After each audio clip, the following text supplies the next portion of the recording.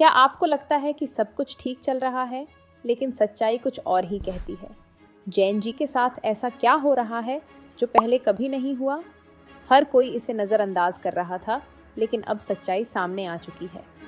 सोचिए, अगर एक छोटी सी गलती पूरी एक पीढ़ी को बदल दे।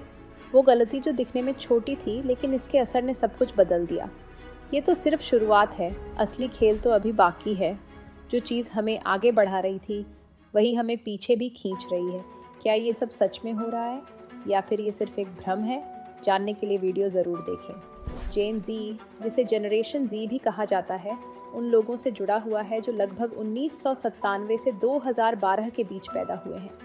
कुछ सोर्स जैसे मैककिंजी एंड कंपनी और ब्लूमबर्ग इस सीमा को 1995 से 2010 के बीच मानते हैं। ये पीढ़ी मिलेनियल्स 1981 से 1996 के जन्मे लोग के बाद आती है, और जनरेशन अल्फा 2012 के बाद जन्मे लोग से पहले की पीढ़ी है। यानी यह मिलेनियल्स और जनरेशन अल्फा के बीच की पीढ़ी है। आइए इसे कुछ पॉइंट्स की मदद से समझते हैं। The first fully digital generation. Gen Z को अक्सर पहली डिजिटल नेटिव पीढ़ी कहा जाता है, क्योंकि ये ऐसी दुनिया में बड़े हुए हैं जहां इंटरनेट, स्मार्टफोन और सोशल मीडिया हर जगह मौजूद है। जैसे कि 1. मिलेनियल्स ने अपने टीनेजर्स में इंटरनेट और सोशल मीडिया का विकास देखा, लेकिन जेन जी बचपन से ही डिजिटल टेक्नोलॉजी से जुड़ी हुई है। 2. यूट्यूब, टिकटॉक, इंस्टाग्राम और स्नैपचैट जैसे प्लेटफॉर्म उनके लिए डेली लाइफ की बातचीत के मेन मीन्स बन चुके हैं। 3. जेन जी गूगल, एआई और तुरंत जानकारी प्राप्त करने की सुविधा पर बहुत ज़्यादा निर्भर है, जिससे यह सबसे टेक सेवी पीढ़ी बन गई है। 4. ट्रेडिशनल मीडिया जैसे टीवी, अखबार और रेडियो अब ज़्यादा लोकप्रिय नहीं रहे, बल्कि पर्सनलाइज्ड डिजिटल कंटेंट ही उनके सोचने और जुड़ने का तरीका तय करता है। 2. Ways of thinking and mindset. Gen Z का समाज, राजनीति और करियर को देखने का नज़रिया अलग है। तेज़ी से बढ़ती टेक्नोलॉजी और दुनिया में हो रही घटनाओं ने उनकी सोच पर बड़ा असर डाला है। आइए कुछ मुख्य पहलुओं पर नज़र डालते हैं। 1. यह पीढ़ी समाज की समस्याओं को अच्छे से समझती है और इंक्लूसिविटी, इक्वालिटी और न्याय में भरोसा रखती है।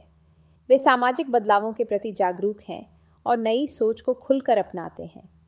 2.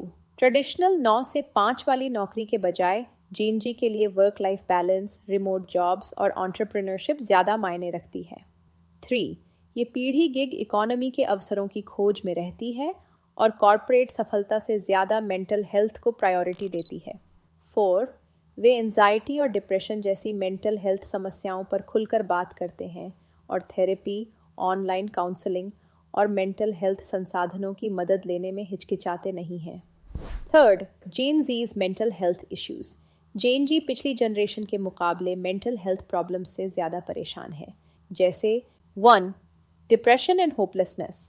वॉल्टन फैमिली फाउंडेशन की रिपोर्ट के मुताबिक 42% जेन जी यंगस्टर्स डिप्रेशन महसूस करते हैं। यह आंकड़ा 25 साल से ऊपर के अमेरिकियों 23% की तुलना में लगभग 2 गुना है।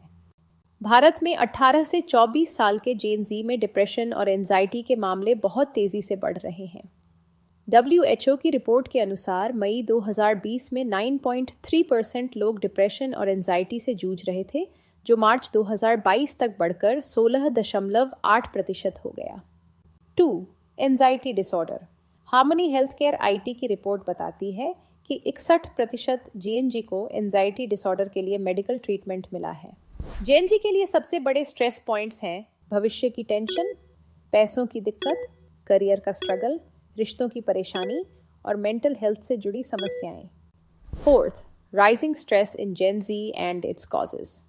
आज की दुनिया में जेन जी को कई मुश्किल हालात का सामना करना पड़ रहा है, जिसकी वजह से स्ट्रेस और एंजाइटी तेज़ी से बढ़ रही है। COP26 2021 के बाद से इको एंजाइटी, क्लाइमेट चेंज और पॉल्यूशन से जुड़ी एंजाइटी बहुत बढ़ गई है। जेन जी इस मामले में सबसे ज़्यादा परेशान है, क्योंकि ये ग्लोबल वार्मिंग, पॉल्यूशन और नेचर को हो रहे नुकसान को लेकर पहले की जनरेशन से ज़्यादा जागरूक और फिक्रमंद हैं। वो बड़ी टेंशनें जो जेन जी को सबसे ज़्यादा परेशान कर रही हैं। 1. Inflation and economic insecurity. तेज़ी से बढ़ती महंगाई और फाइनेंशियल मुसीबत ने जॉब सिक्योरिटी और फ्यूचर को लेकर स्ट्रेस बढ़ा दिया है। 2. War, political instability and conflicts. दुनिया भर में बढ़ते वार, पॉलिटिकल इश्यूज और सोशल अनस्टेबिलिटी की वजह से जेन ज़ी का स्ट्रेस और ज़्यादा बढ़ रहा है। 3. Climate change and future uncertainty. लंबे समय तक रहने वाले क्लाइमेट चेंज के असर और फ्यूचर को लेकर अनसर्टेनिटी इस जनरेशन में एंजाइटी और डर पैदा कर रही है। 5. मेजर चैलेंजेस फेस्ड बाय जेन ज़ी। जेन ज़ी को ऐसी मुश्किलों का सामना करना पड़ रहा है जो उनकी मेंटल हेल्थ, आर्थिक संतुलन, रिश्तों और ध्यान देने की क्षमता पर सीधा असर डाल रही हैं। आइए इन मुश्किलों को एक एक करके समझते हैं। 1. Mental health crisis. Social media पर फियर ऑफ मिसिंग आउट और कंपैरिजन कल्चर की वजह से एंजाइटी और डिप्रेशन तेज़ी से बढ़ रहा है। हर समय परफेक्ट लाइफस्टाइल देखने से अनरियलिस्टिक उम्मीदें बनने लगती हैं। जब असल ज़िंदगी उन उम्मीदों पर खरी नहीं उतरती तो सेल्फ डाउट और डिसैटिस्फैक्शन बढ़ने लगता है। 2.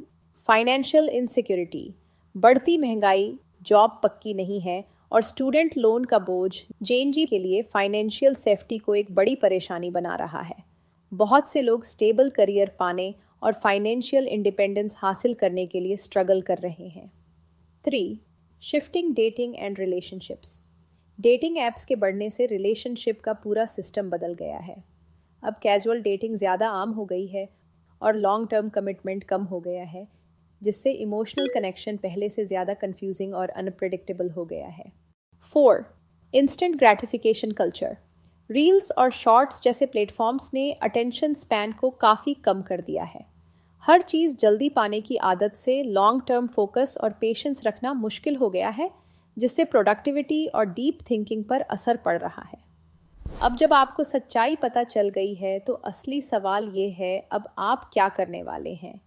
क्या यह जानकारी आपका नज़रिया बदलेगी या फिर बाकी चीज़ों की तरह भूल जाएगी?